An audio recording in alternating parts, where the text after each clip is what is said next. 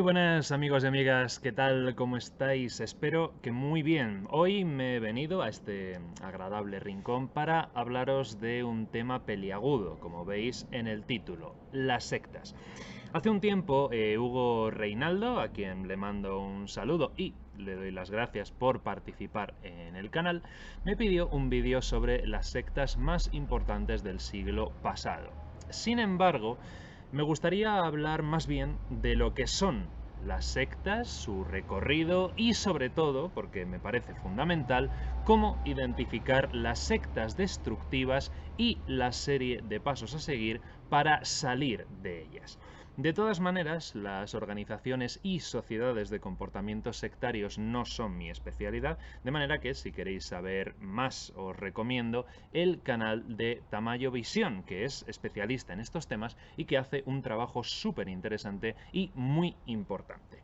Así que nada, amigos y amigas, bienvenidos una vez más al Centro Ultrella. ¡Vamos allá!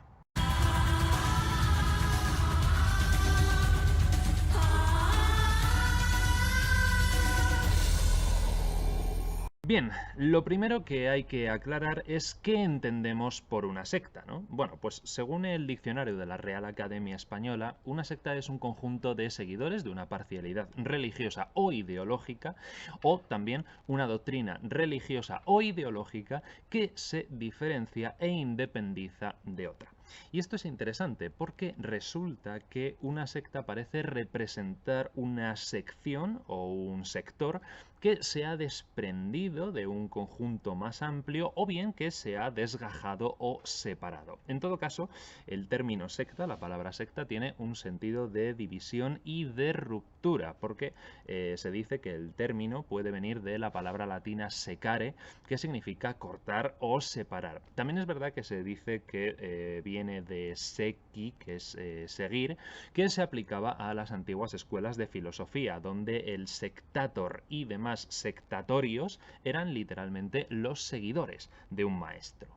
Se suele afirmar que el fenómeno sectario es propio de la experiencia religiosa, de tal manera que hoy día es más habitual utilizar la palabra secta como sinónimo de secta religiosa. Pero esto es tanto sociológicamente como psicológicamente e históricamente incorrecto, porque en realidad la conciencia sectaria es innata a la condición humana. Podemos encontrar conductas y organizaciones sectarias en todos los ámbitos de la vida humana, los partidos políticos, las organizaciones comunitarias, el mundo deportivo, el mundo de los negocios, pero es verdad que las sectas religiosas es de lo que más da que hablar y no es para menos. Hay muchas que son inicuas y otras que son destructivas. Tanto es así que los especialistas están empezando a trabajar en un cambio en la terminología. Los grupos inocuos que tienen cierto grado de tensión con la sociedad circundante, pero cuya creencia y forma de vida dentro del contexto de su sociedad es en gran medida tradicional, reciben el nombre de nuevos movimientos religiosos, mientras que la secta sí sería el grupo que tiene un alto grado de tensión con la sociedad circundante y que acaba resultando destructiva para sus miembros. Ojo, en inglés ya existe esta diferencia. Los angloparlantes utilizan cult como credo o culto para los grupos inofensivos y el bastante más peyorativo sect para los grupos con pautas sectarias y destructivas. Entrando un poquito en su historia, hemos visto que los primeros sectarios, los primeros que reciben ese nombre, eran los alumnos de una escuela de filosofía determinada, por lo que obviamente no tenía ningún sentido peyorativo. Es posible que el primer sentido peyorativo lo recibiesen los cristianos paulinos, que eran denominados la secta de los nazarenos por los judíos saduceos, según nos dicen el libro de los Hechos de los Apóstoles. El mismo libro, o el propio Pablo en sus cartas, hablan en cambio de airesis, que es la elección, la alternativa, y utilizan este término para hablar de las divisiones que existían tanto entre los propios judíos como entre los cristianos, que con el tiempo daría paso a la palabra herejes y herejía. Pero en este momento en el que se escribe el libro de los Hechos de los Apóstoles y en el que Pablo escribe sus cartas, no hay, digamos, una ortodoxia, por lo que no se puede hablar hablar de herejías en pleno sentido del término, es decir, herejía entendida como falsa doctrina, tal y como se utilizó en el cristianismo desde el siglo IV hasta el siglo XX. El caso es que la historia de las sectas es al final la historia de la humanidad misma. Hay una concepción de las sectas que me gusta bastante. Es de un teólogo y sociólogo vienés, Peter Berger, que afirma que una secta es un modelo de organización para la autosuficiencia colectiva de una minoría cuya base filosófica es una ortodoxia, una verdad ontológica que no permite cuestionamiento alguno y cuyo diálogo con los fundamentos de la vida fuera de esa minoría es considerado blasfemo y o peligroso. Es decir, que para transmitir lo que dentro de la organización sectaria se presenta como la verdad, se necesitan medidas de organización e influencia que no solamente adoctrinen al individuo, sino también su manera de relacionarse con el mundo exterior.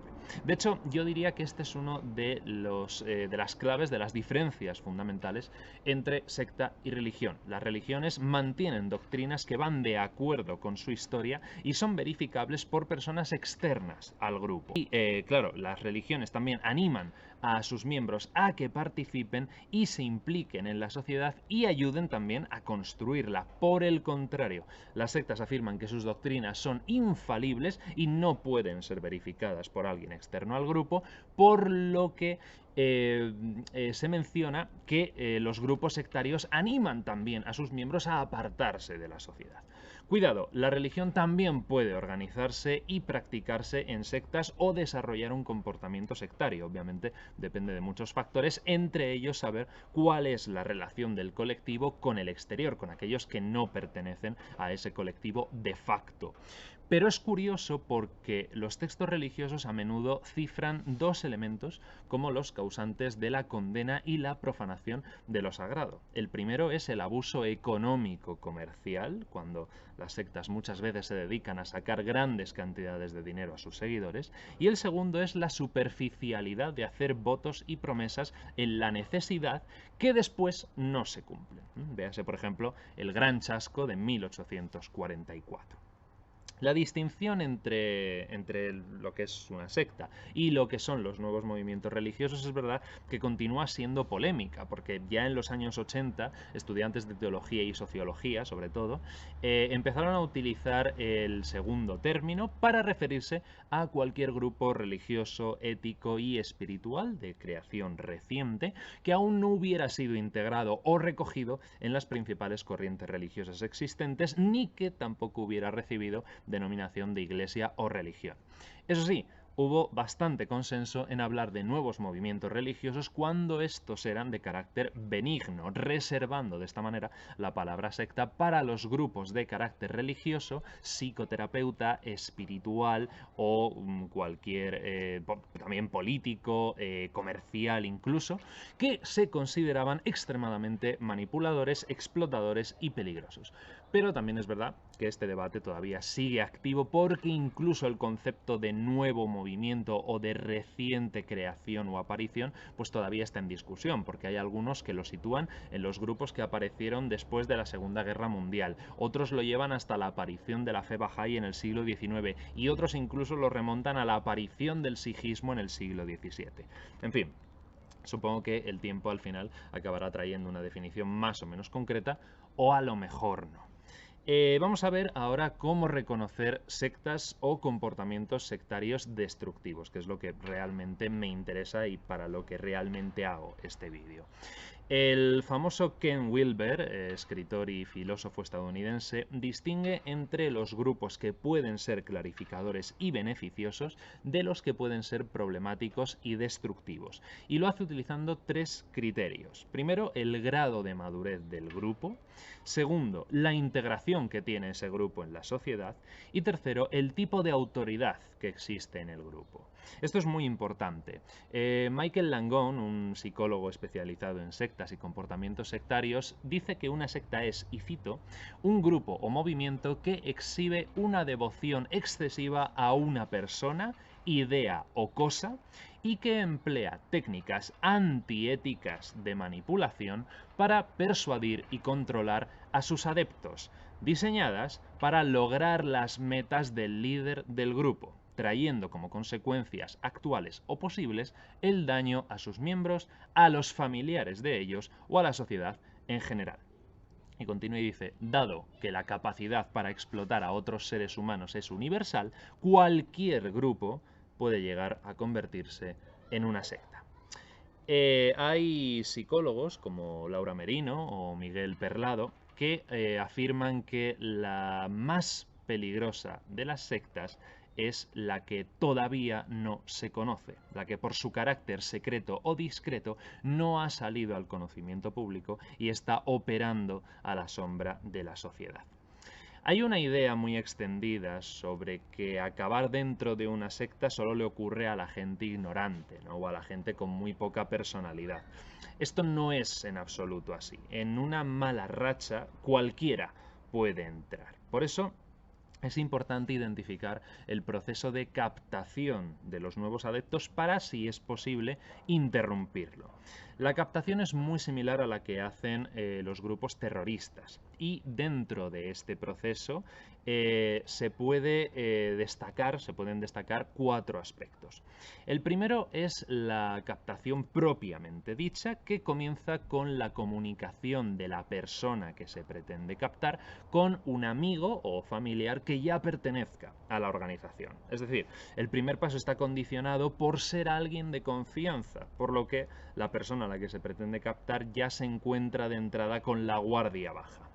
El segundo paso es la seducción. Se hace una recopilación íntegra de las esperanzas, los sueños, las fantasías y los miedos de la persona que se pretende captar. Y desde la organización sectaria se le brinda cariño y apoyo, y todo ello le lleva a considerar que la percepción que tiene de sí mismo en el presente y en el futuro puede o bien cumplirse o bien cambiar a mejor. El tercer paso es la conversión propiamente dicha. Tras concluir la fase de seducción y una vez que la persona ha entrado al grupo, atraída por ese cariño y apoyo y por la voluntad de superar sus miedos y alcanzar sus sueños, la organización sectaria empieza, a través de sesiones personalizadas con cada individuo, a debilitarle física y psicológicamente para hacerlo más vulnerable a la información y valores de la organización.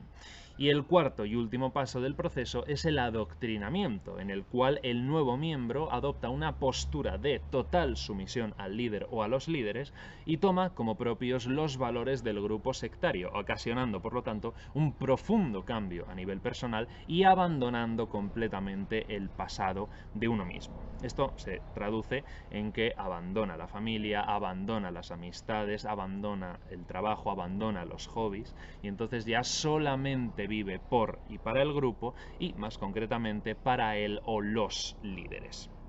Los efectos que provoca una secta destructiva en sus miembros se perciben normalmente a largo plazo y suelen manifestarse en horribles casos de abuso sexual, de fraude económico o de distintos tipos de violencia, incluido el homicidio y el suicidio.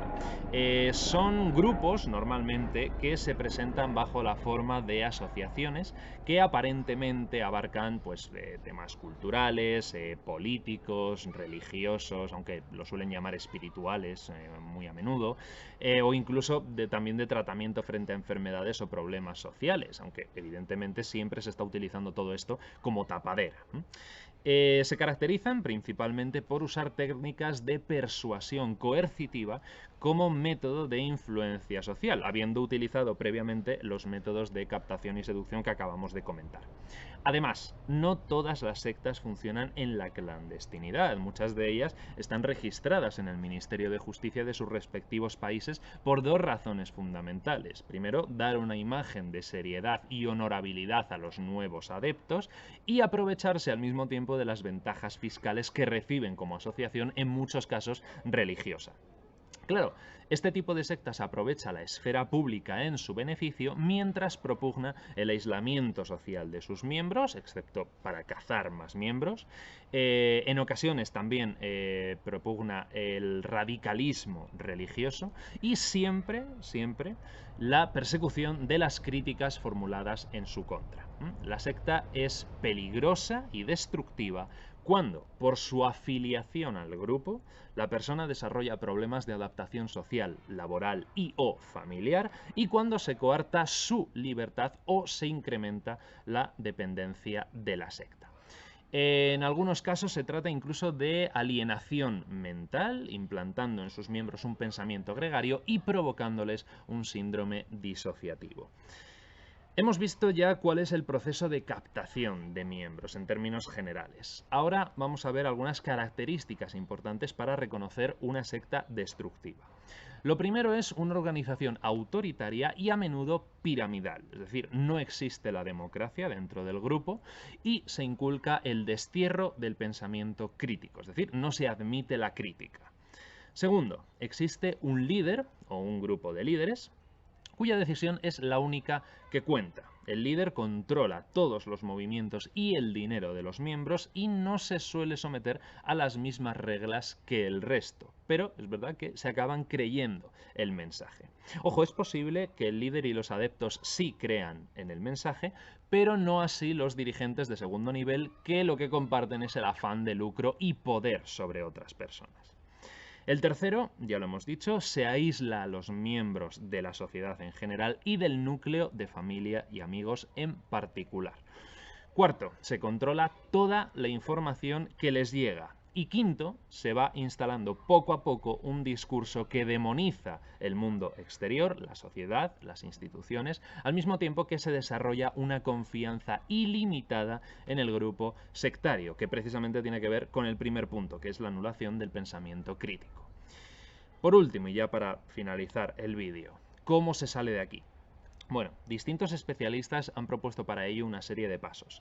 El primero va dirigido a los familiares y amigos que tengan algún tipo de contacto con el miembro de la secta, asesoramiento e información especializada sobre ellas, es decir, que sepan qué son y qué se puede esperar. Esto es muy importante porque, al igual que el miembro de la secta ha sido captado por una figura conocida, es importante también que sea rescatado por otra, por algún familiar o por alguna amistad, siempre con el apoyo de profesionales. El segundo paso es probablemente el más difícil, que es el abandono del grupo. Se calcula que más de un tercio de los acólitos acaban abandonando las sectas, pero que es habitual que puedan volver a caer más tarde en otra. Por eso ese abandono tiene que hacerse con ayuda, aunque también puede surgir de forma espontánea y que sea la propia persona la que reaccione y decida romper con la organización sectaria. En cualquier caso, se debe seguir ahondando en la ayuda a esa persona y por eso el tercer paso es una evaluación y control de daños, tanto a nivel físico como psicológico, que va ligado al cuarto paso, que es el contacto y la revelación, es decir, que el especialista trabaje con esa persona en la eliminación de la persuasión y la dependencia grupal a vistas de que no vuelva a caer en la misma pauta de comportamientos. Una vez se han superado estos pasos, puede empezar a reconstruir su propia personalidad, su identidad, a través de retomar el contacto con la realidad, con el mundo exterior. Tanto los tres últimos pasos son la reprogramación y aceptación, es decir, eliminar cualquier resto de pensamiento sectario que quedara y aceptar que ha sido engañado o engañada, la resignificación personal, que implica que el individuo se valore por sí mismo, por lo que es y por lo que quiere ser, fuera de la influencia de cualquier grupo, independientemente. Y por último, el restablecimiento y reparación de las redes sociales, es decir, volver a ponerlo en contacto con la familia y con los amigos, de modo que le sea lo más fácil posible rehacer su vida. Y esta vez con el cariño y el apoyo incondicionales que dan las personas que de verdad nos aprecian. Y hasta aquí el vídeo de hoy. Creo que ha quedado un poco largo, un poco intenso también, pero creo que es un tema importante. Si alguien especializado en sectas considera que he dicho alguna barbaridad, por favor que lo ponga en los comentarios y en el próximo vídeo comentaré la corrección. Y por favor, si al ver este vídeo habéis considerado que alguien o vosotros mismos puede estar siendo víctima de un proceso de captación, por favor poneos en contacto con especialistas de vuestra ciudad. Muchas veces las personas caen en organizaciones sectarias porque no hay suficiente información sobre ellas comisarías, y cuando se emite una denuncia formal, los cuerpos y fuerzas de seguridad del Estado tampoco tienen una formación adecuada para tratar con este tipo de grupos. Así que siempre, si os veis en esta situación o similar, acudid primero a alguien de confianza, sean vuestros padres, vuestros hermanos, algún amigo o amiga, alguien de vuestra familia, a quien sea, y después hablad con un profesional que podrá ayudaros. Las sectas destructivas son una de las peores lacras de nuestra sociedad. Se aprovechan de las desgracias personales o colectivas, como las que han surgido o crecido debido al coronavirus, y es labor de todos intentar, como buenamente podamos, combatirlas. Muchísimas gracias por vuestra atención y que paséis un muy feliz día. Ultreya.